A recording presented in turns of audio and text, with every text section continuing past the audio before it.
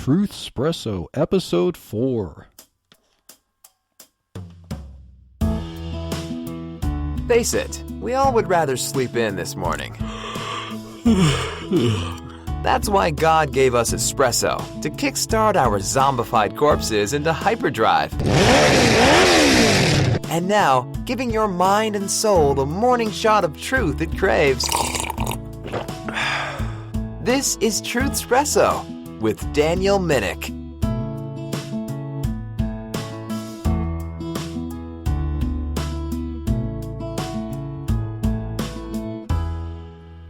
Well, hey there, whenever you're listening, welcome to Truthspresso. My name is Daniel Minnick, and in this episode, it's going to be great. This might step on our toes a little bit depending on what your vices are, but for now, in this episode, we are going to look at 4 habits that will nickel and dime away your savings. We're going to look at 4 habits that might actually be costing you your retirement. Now, if that doesn't scare you a little bit, then maybe you might want to skip this episode. You might want to just turn it off. But if you're interested in saving money on something that you might even realize might be eroding your savings, then stick around. So, we all have certain vices and guilty pleasures. Everyone has different interests. Everyone has different ways to feel comfortable and get rid of all that stress. There's different ways we do it. These vices will alleviate our stress. It will aid in relaxation and get us through the day.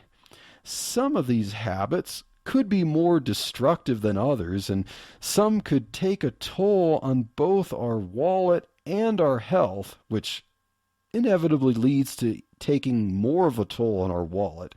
So let's dive into this list, shall we?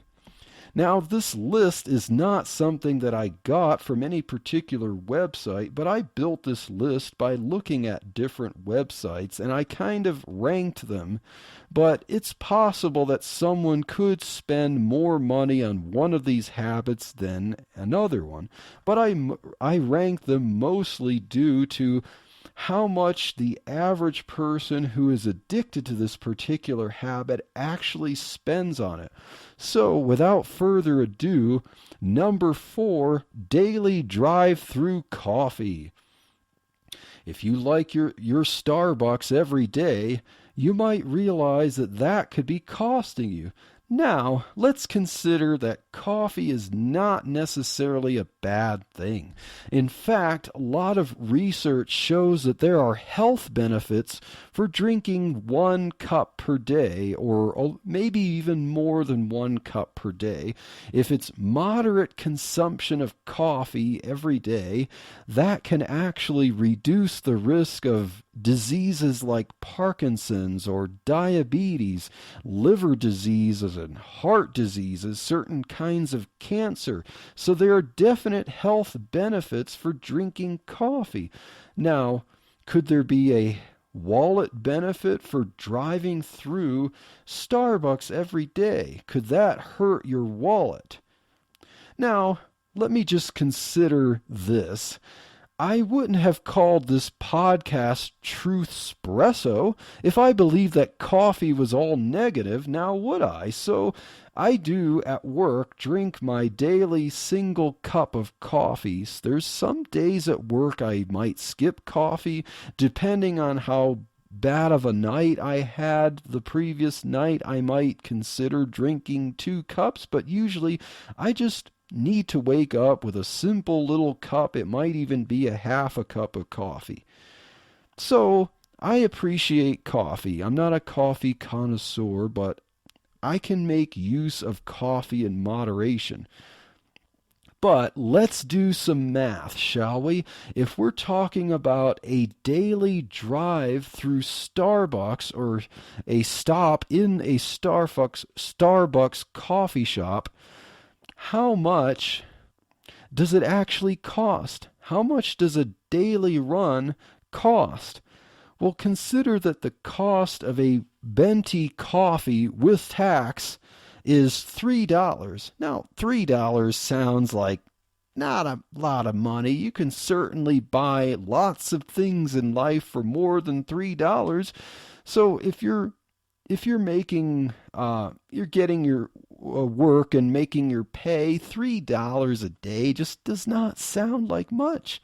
But consider how much you might actually be spending if every weekday, 5 days per week, you're getting that $3 venti coffee. Now, we're just talking about plain old black coffee here for now. So 3 times 5 days per week is $15 per week you're spending. Now, $15 a week doesn't seem like much, but consider that's $15 a week on coffee alone. How much are you spending per month? Well, that's about $65 a month. And now we cover that over a year. That is $780 a year we're spending on coffee.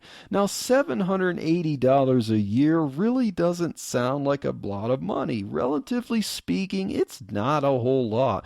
But think, you're leaking $780 a year on coffee alone. So now let's up that. There are people who do this twice a day. They get their coffee in the morning, and then to make it through the afternoon, they get their coffee in the afternoon during lunch break. Well, what does that add up to? That adds up to $30 a week. And how much per month? Well, now we're at $130 a month. That also now adds up to $1,560 a year. Now, that still might not sound like much, but think, $1,560 a year on coffee alone. Do we really need to spend that much money on coffee? Now consider, if you're one of those people who don't really like plain old coffee and you get a latte for Starbucks.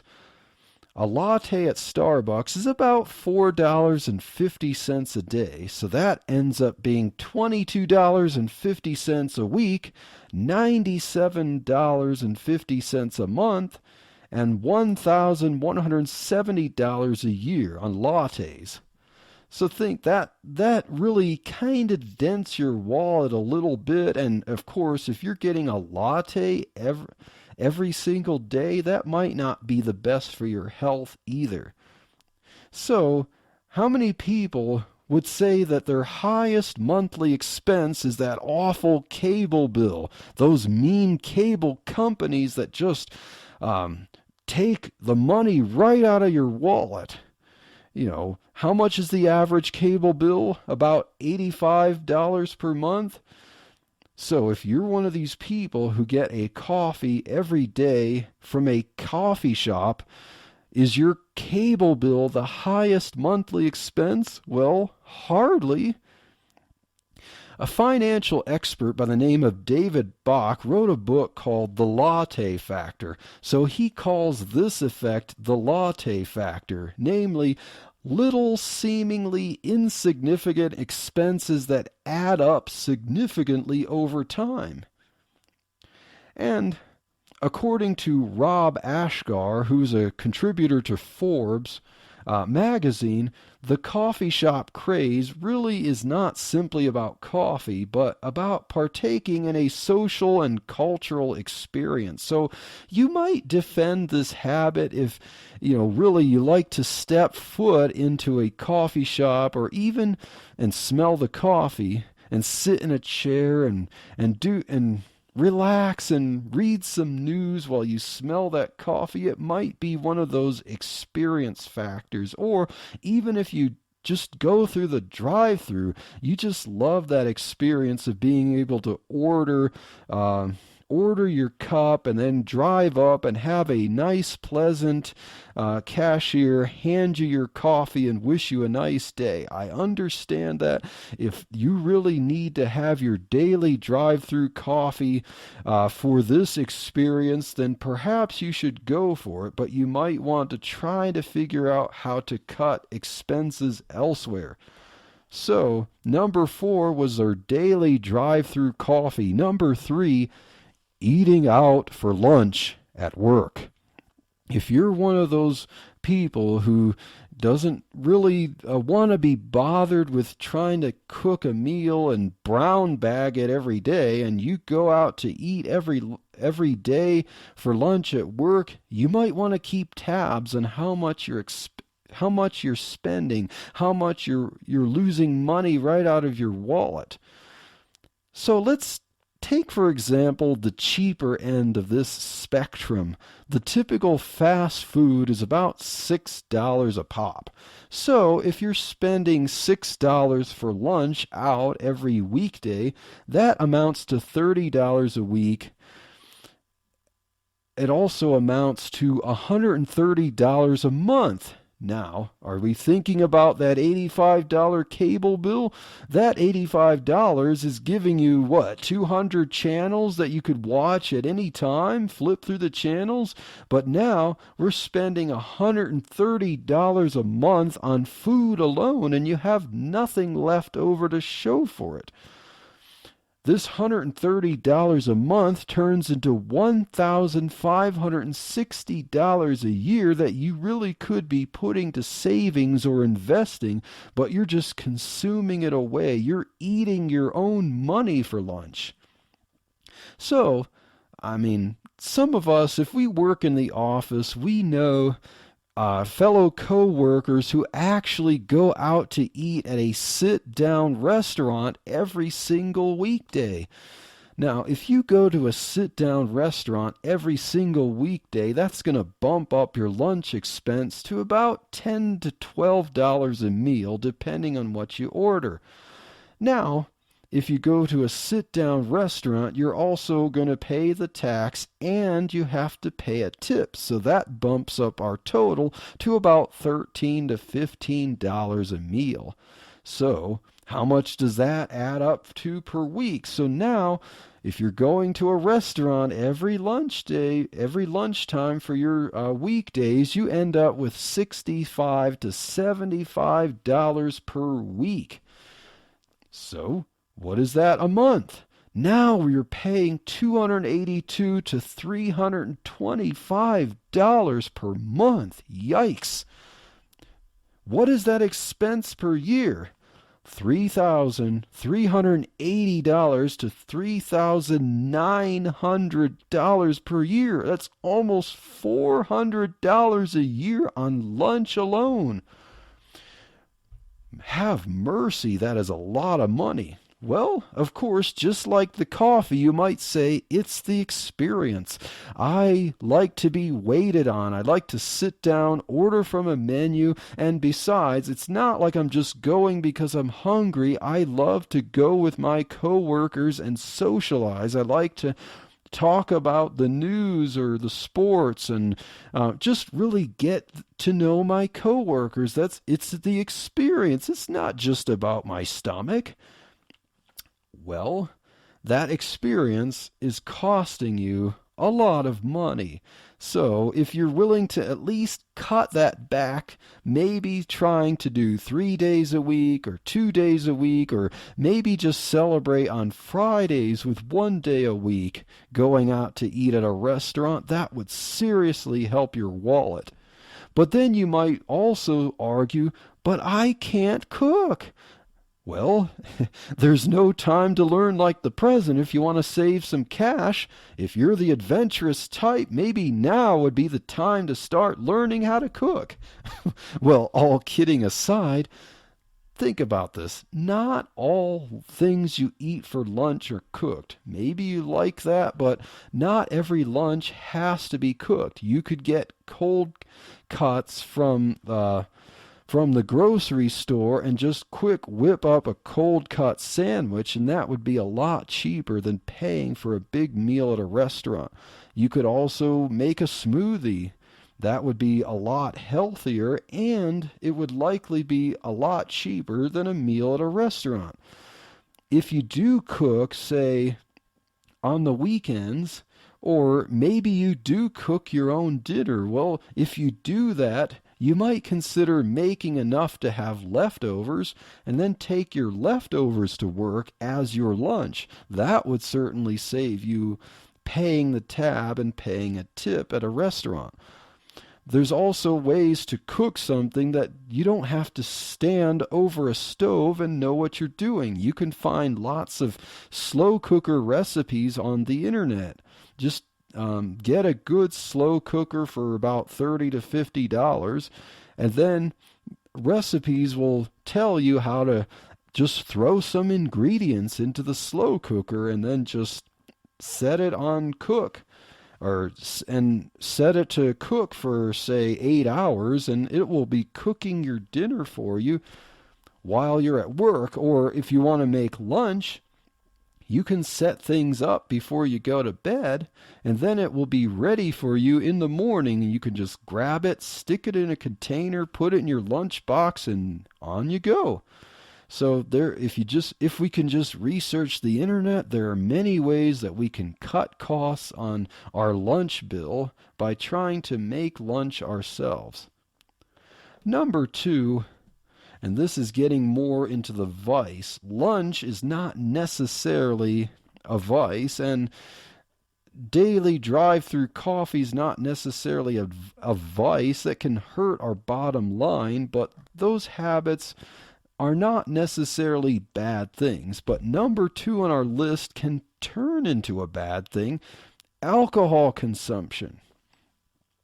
Now, according to ClarityWay.com, they have an infographic that shows the cost of drinks.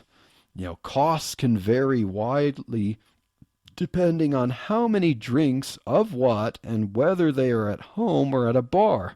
So if you're a very habitual drinker, let's do some consideration from Clarity Way's chart. According to Clarity Way, if you drink as little as 4 drinks of beer per week at home, then it's about $312 a year. That's actually cheaper than anything we've seen so far. But if you drink as many as 15 drinks of beer per week at a bar, if you just have to go to the bar for that social experience and you drink 2 drinks per day, about 15 drinks of beer per week, you're looking at $6,100 a year. And wine costs a little bit more than beer, so those amounts would go up a little bit. But if you're really a liquor person, it's going to be double that. You could be, if you're going to the bar and drinking 2 liquors per day, 15 drinks of liquor a week at a bar, you could be paying over $12,000 a year. That is some serious money. Just think about it. If you just didn't do that, you can buy a pretty nice new car in only 2 years. So, just like as we considered with the lunch and the coffee, the bar experience factor is much like the coffee shop experience that a lot of people like. It's the social and environmental experience. But consider this: just because you like an experience, you don't have to binge on it and eat away all your money.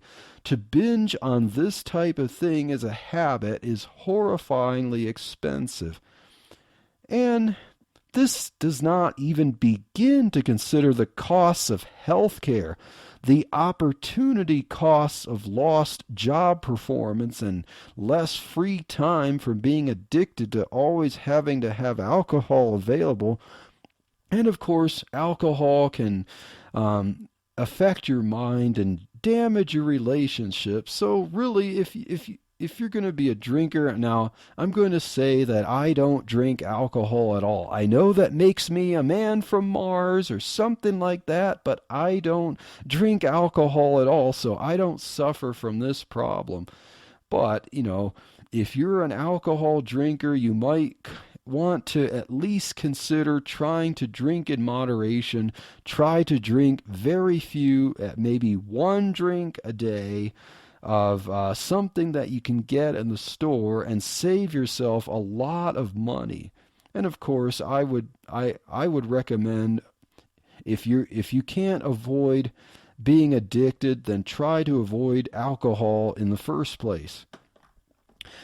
Now, number one, last but not least, smoking. Ooh, now this is one of those vices that, actually has a lot of animosity. There's a lot of campaigns against smoking, and so smoking is number one on this list for a reason. It is a very, very costly habit, and it's one of the most destructive to your health. I mean, most addictions to smoking, unlike coffee and going out to lunch on weekdays, smoking does not really exclude weekends. Most people who smoke every day, 365 days a year. So I looked up some statistics on thebalance.com. I will also include this link in the show notes. According to The Balance, that cites the Center for Disease Control and Prevention, an average of $6.28 is the cost per a pack of cigarettes. Now, this cost can vary rather significantly by state by state, depending on how much tax there is. But let's take that dollar amount. Let's say that a pack of cigarettes costs $6.28. So, if you smoke a pack a day, that is $43.96 per week. And now, what are we looking at per month? That's $191.02 per month. That is an expensive habit. So, that blasted expensive cable bill, it's killing my savings. Well, compared to the smoking habit of one pack a day, we're talking over twice the cost of a cable bill. What is the yearly expense? $2,292.20 per year on cigarettes. Well, many heavy smokers do a pack and a half to even 2 packs per day. So let's run those atrocious numbers now. Let's say a pack and a half a day. That's $65.94 a week. $286.53 a month. That is a lot to be paying a month for one product. And that results in $3,438.30 per year. Yikes. Well, let's up that a little bit. Let's go to 2 packs per day. 2 packs per day is $87.92 per week. Remember, that is the monthly cable bill, and this is the expense per week per cigarettes. That's $382.03 a month, and a whopping $4,584.40 a year. Think that can be close to $5,000 a year on cigarettes alone. And of course, considering the health wreckage that cigarettes cause, all that expense for the habit does not even begin to cover the inevitable costs of health care. So now we have discussed 4 habits that could be nickel and diming away your savings. Now let's just run a kind of a fun experiment. For fun, let's just see how much it would cost for someone who has all these habits at just a moderate level. You're a coffee drinker, you like to go out to eat every weekday. So $3, a $3 coffee for weekdays only, plus a $6 lunch for every weekday, plus 4 beers at home Monday through Thursday, and let's say we throw in 2 beers at the bar on Friday for a happy hour, and you also smoke 1 pack of cigarettes a day. So if we run the numbers, that adds up to $106.50 a week. Yikes. That's $461.50 per month. Think of that's the budget that many full family grocery budgets are. That's how much a family might spend on groceries to eat, all that different kinds of food and stuff. That's the budget for a month for groceries, and now you're spending all that money on just the habits of you. And so now that also amounts to $5,538 a year just to maintain experiential habits. So we have not accounted for the incredible savings yield this amount of money would be for these habits if it were invested and building compound interest. You could end up with tens or even hundreds of thousands of dollars after several decades or into retirement that you just spent away on habits now that you could have cut. So let's consider, what about that evil cable bill? Well, personally, I would say cut the habits and the cable bill. I don't have a coffee habit. I don't have eating out for lunch at work habit. I don't drink alcohol, and I don't smoke. Now, I'm not trying to puff myself up here, but because, as I said at the beginning, everyone could have their little vices and their little habits. But as some advice on how to save a little more money, just reduce the drive-through coffee and eating out a little bit. Make them occasional prizes for being patient. If you are patient, doing this like once a week or once every 2 weeks or something like that, you can find that rewarding and your wallet will thank you.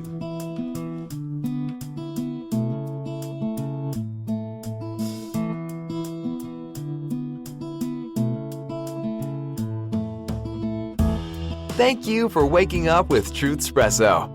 Good morning, and God bless your day. Hey friends, Daniel Minnick here again. If you liked waking up to this episode of Truthspresso, I would really appreciate it if you would rate it on Apple Podcasts, Stitcher, or whatever application you use to listen to Truthspresso.